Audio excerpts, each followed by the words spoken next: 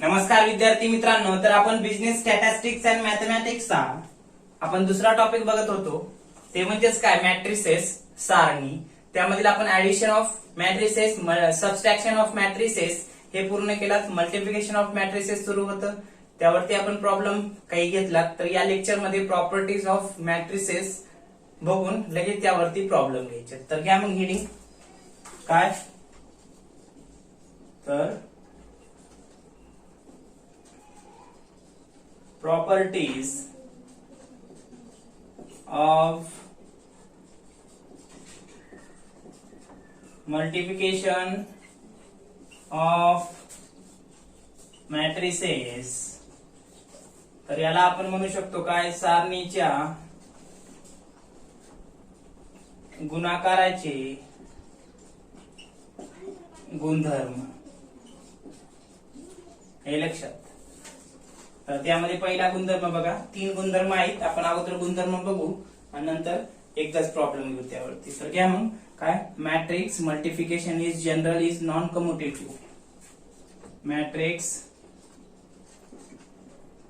Multiplication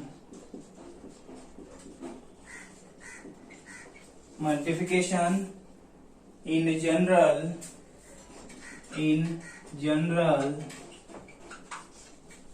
is non-commutative.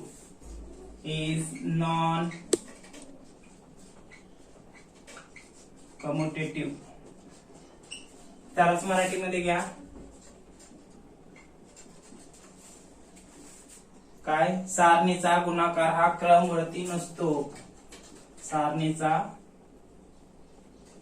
गुणाकार हा क्रमवरती नसतो. आता बघा इथं सारणीचा गुणाकार हा क्रमवरती नसतो म्हणजे काय, जेव्हा आपण ऍडिशन ऑफ मॅट्रिसेस बघत होतो, सारणीची बेरीज, तेव्हा आपण काय, 2 सारणीची बेरीज केली असता a प्लस बी बरोबर b प्लस ए, त्यांची बेरीज ही क्रमवरती असते हे बघितलं. पण गुणाकार करताना a इंटू बी बरोबर b इंटू ए जर केला तर ते सारखं येत नाही, हे लक्षात. पण ऍडिशन ऑफ मॅट्रिसेस मध्ये आन्सर सारखं येत होतं, a प्लस बी बरोबर b प्लस ए. म्हणून हा सारणीचा गुणाकार काय जनरली क्रमवरती नसतो, सारखा नसतो. म्हणजे ए न बी ला गुणलं जेवढं आन्सर आलं तेवढंच बी न ए ला गुणल्यानंतर गॅरंटी राहील. म्हणून नॉन कम्युटेटिव्ह आहे हे पहिलं गुणधर्म. दुसरा गुणधर्म काय, matrix multiplication is always associative. Matrix multiplication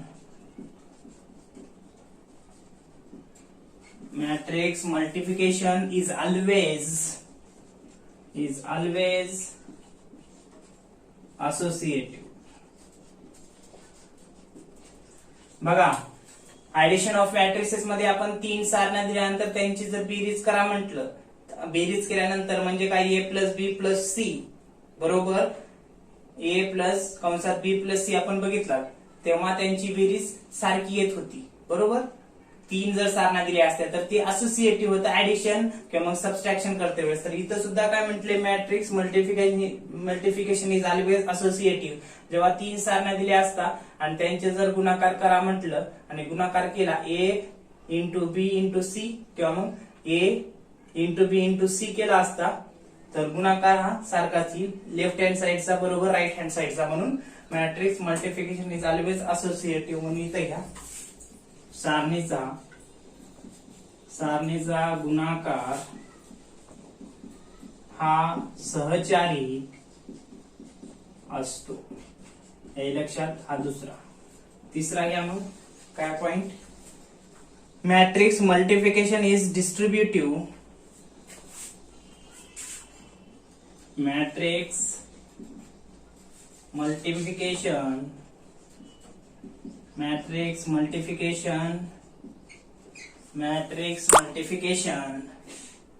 is distributive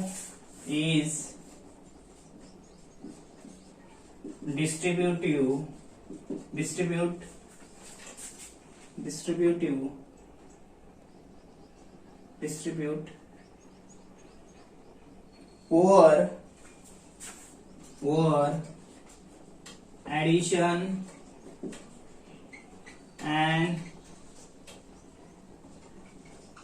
subtraction. काय म्हटले? Matrix multiplication is distributive over addition and subtraction. म्हणजे सारणीचा गुणाकार हा बेरीज आणि वजाबाकीपेक्षा जास्त असतो. ओव्हर जास्त किंवा मग अतिरिक्त असतो. हे लक्षात. म्हणजे चित्र घ्या. सारणीचा गुणाकार हा बेरीज आणि वजाबाकीपेक्षा जास्त असतो. हे लक्षात. हे तीन गुणधर्म. पहिला काय? क्रमवरती नसते. म्हणजे जेवढी लेफ्ट हँड साइडचा गुणाकार करून उत्तर आले तेवढंच राईट हँड साइडचं येत नाही म्हणून नॉन कम्युटेटिव्ह. दुसरं काय म्हणले? सहचारी असते. तीन सारण्या दिल्या आणि त्यांचा गुणाकार केला लेफ्ट हँड साइडचा तसंच राईट हँड साइडचा तर सारखा येतो म्हणून सहचारी असोसिएटिव्ह. नंतर तिसरं काय म्हणले? Matrix multiplication is distributive over addition and subtraction. सारणीचा गुणाकार हा बेरीज आणि वजाबाकीपेक्षा जास्त येतो. गुणाकार केल्या म्हणल्यानंतर जास्त, ऍडिशन अँड सबस्ट्रॅक्शन पेक्षा जास्तच येणार आहे. मग असे तीन गुणधर्म प्रॉपर्टीज आपल्याला या ठिकाणी सांगता येऊ शकतात. हे लक्षात. तर आता काय करा? पहिला प्रॉब्लेम घ्या. मग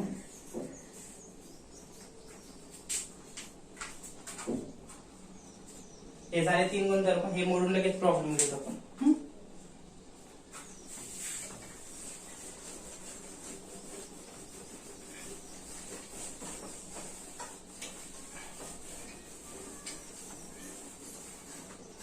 घ्या प्रॉब्लेम.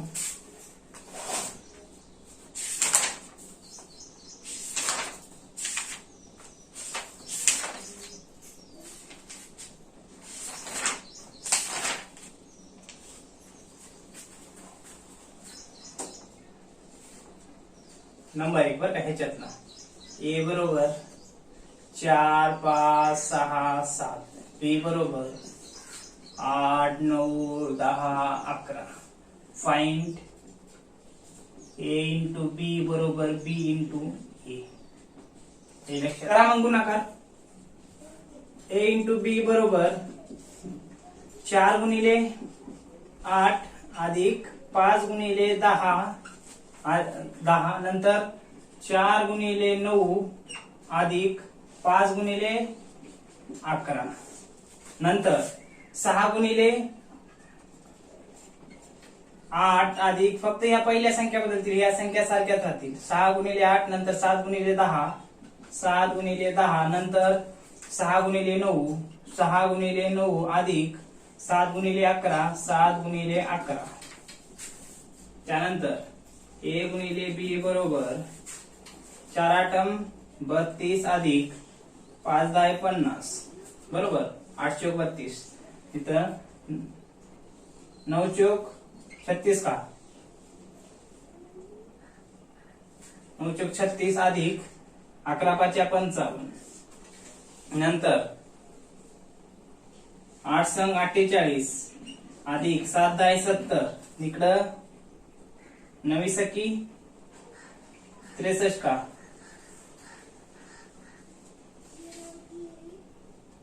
9 सकी 54 ना किंवा मग साइन नंग 54 अधिक 11 70 77 बरोबर. करा मग घ्या ऍडिशन करून किती येते बघा. ए आणि बी चा गुणाकार. इथं 2 आणि इथं 8 82 इकडं 11 आणि इथं 91 नंतर इथं 8 आणि इथं 11 इकडं 11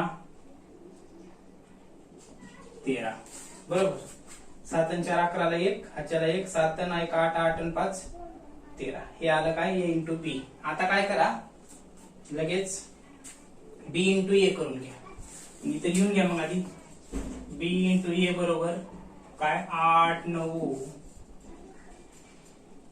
10 11 नंतर ए बरोबर घ्या काय 4 5 6 7. काय करायचे आपल्याला? ए इंटू बी करायचे.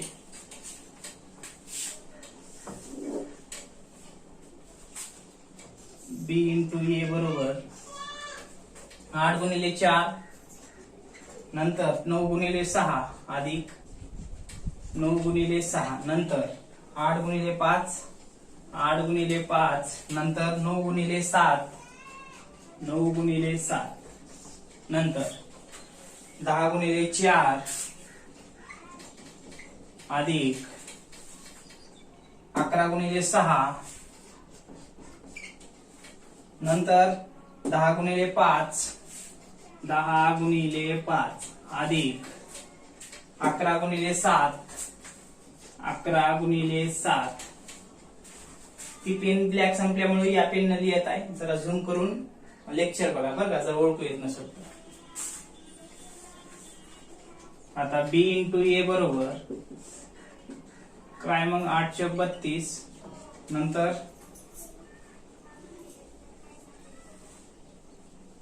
9 सकी 54 ना, मग साइन नम 54 अधिक 85 40 अधिक 9 7 63, 10 चौक 40, नंतर 11 सक 66, इकडं 10 5 50 अधिक 11 7 77. बघा बरं ए इंटू बी येते का सारखं? ए इंटू बी आणि बी इंटू ए. 32 आणि 54, 4 आणि 6, 2 आणि 4 6, 5 आणि 3 8, नंतर इथे किती येईल? 3 आणि 10, इकडं 6 आणि 10, इकडं 7 आणि इकडं 7 आणि 5 12. बघा बरं ए इंटू बी चा गुणाकार किती येऊ लागला? 82 91 118 131. हे एक नंबर द्यायला. आता बी इंटू ए चा गुणाकार किती येईल? 86 103 106 127 येईल. मग इथं ए इंटू बी आणि बी इंटू ए सारखा आहे का? नाही. म्हणून आपलं सारणीचा पहिला गुणधर्म इथं आपल्याला माहित होऊ शकतो.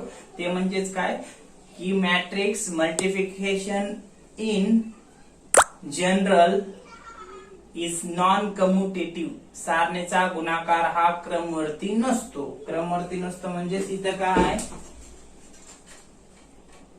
above from the above equation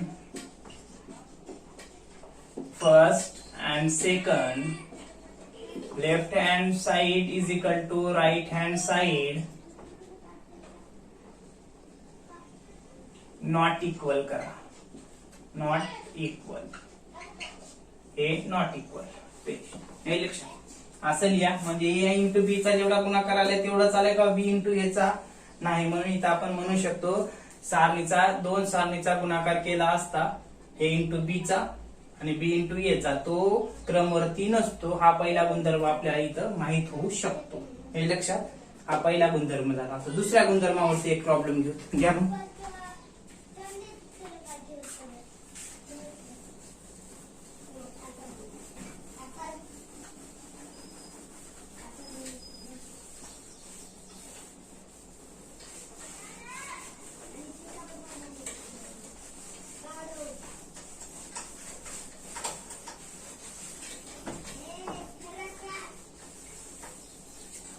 या मग एक प्रॉब्लेम दुसऱ्या गुणधर्मावरती. काय होता दुसरा गुणधर्म?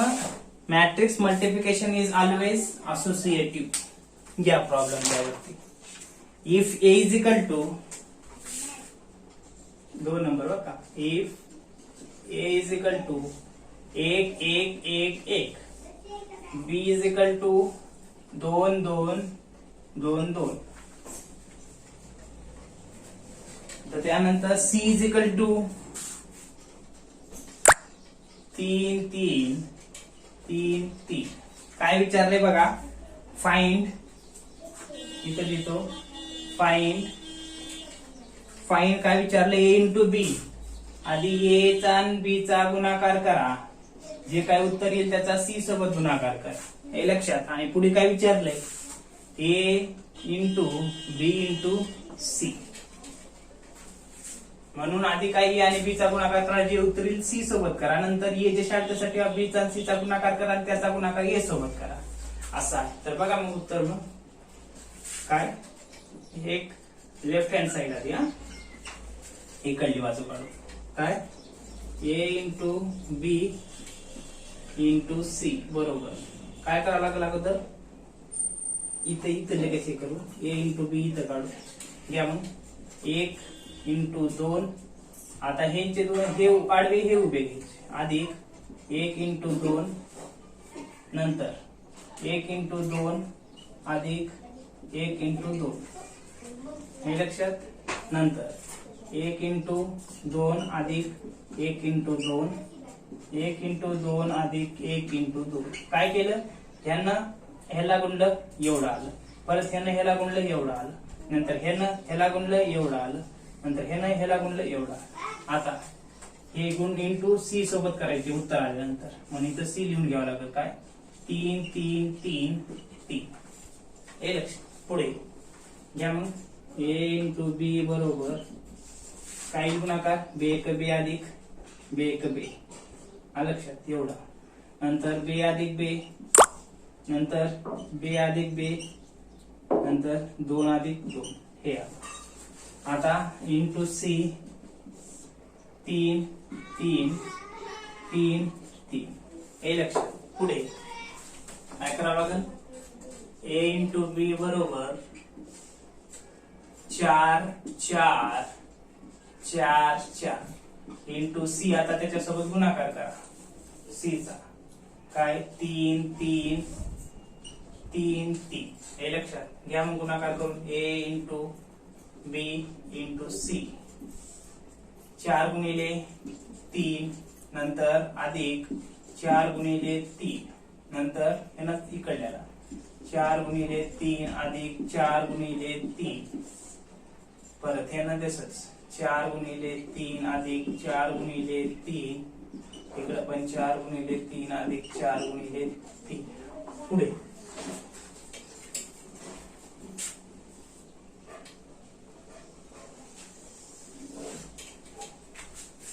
करा गुणाकार मग ह्याचा इकडेच गुणाकार करून घेऊ घ्या मग इथंच ए इंटू बी इंटू सी बरोबर 4 त्रिकम 12 अधिक 12 इकडं 12 अधिक 12 हे लक्षात इथं 12 अधिक 12 इकडं पण 12 अधिक 12 बरोबर घ्या मग गुणाकार करून इथंच ए इंटू बी इंटू सी हे लक्षात हे कंसात घेऊन टाकू काय येईल मग 24 24 24 आणि 24 हे एक नंबर द्यायचा हे लक्षात या पद्धतीनं हे एक नंबर आला किती आलं उत्तर 24 24 24 आलं का पहिल्या ह्याचं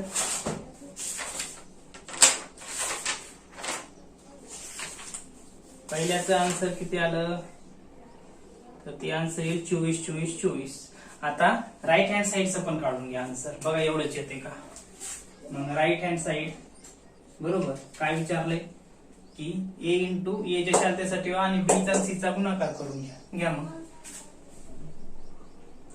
मग आधी प्रॉब्लेम लिहूत काय बी आधी घेऊ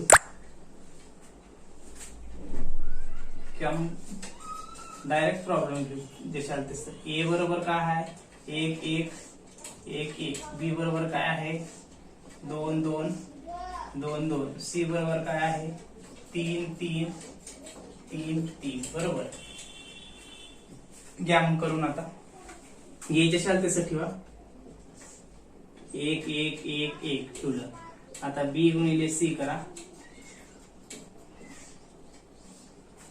2 गुणिले 3 अधिक 2 गुणिले 3 नंतर तसंच 2 गुणिले 3 अधिक 2 गुणिले 3 बरं का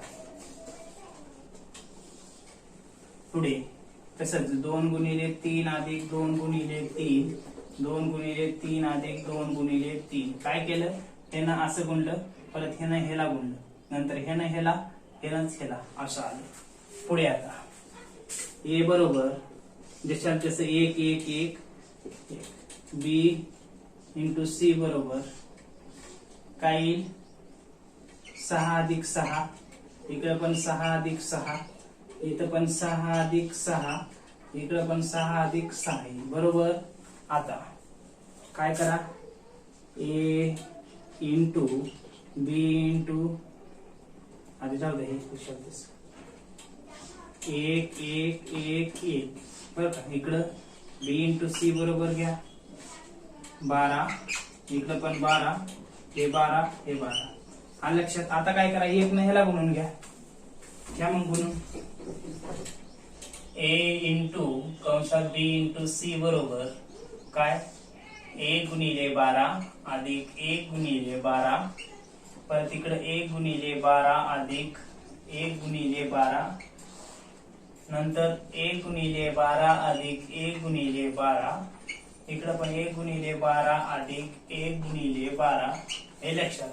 कसं केलं, त्या एक एक ने ह्याला आधी गुणलं, नंतर त्यानं ह्याला गुणलं, ही पहिली साईड आली, नंतर ह्यानं ह्याला खाली आली. आता ए इंटू कंसात बी इंटू सी बरोबर काय येईल आन्सर मग 12 अधिक 12, इकडं पण 12 अधिक 12, नंतर इकडं पण 12 अधिक 12, इकडं 12 अधिक 12. आता घ्या मग इथं ए इंटू कंसात बी इंटू सी बरोबर 24, इकडं पण 24, इथं पण 24 आणि इथं पण 24. ह्याला 2 नंबर द्या आणि खाली लिहून घ्या मग काय फ्रॉम द अबव इक्वेशन. इकडे घ्या काय फ्रॉम द अबव इक्वेशन लिहून घ्या तुम्ही इथं. From the above equation first and second both are commutative का, कारण बघा नंबर 1 चा आन्सर काय आले 24 24 24 24, दुसऱ्याचं काय आले 24 24 24 24. Both side are commutative. म्हणून हा दुसरा नियम की काय की म्हणजे प्रॉपर्टीजचा दुसरा गुणधर्म काय, लेफ्ट हँड साइडचं जेवढं आन्सर आले तेवढंच राईट हँड साइडचं आलंय. 3 जेव्हा सारण्या असतात तेव्हा ती काय असतात बोथ आर असोसिएटिव्ह. म्हणून ह्याच्या खाली लिहा, इथं लिहितो मी बोथ आर असोसिएटिव्ह. हे शेवटी लिहा. अशा पद्धतीने हा प्रॉब्लेम या ठिकाणी सांगता येऊ शकतो. पुढल्या लेक्चरमध्ये राहिलेले प्रॉब्लेम घेऊत आपण. ओके.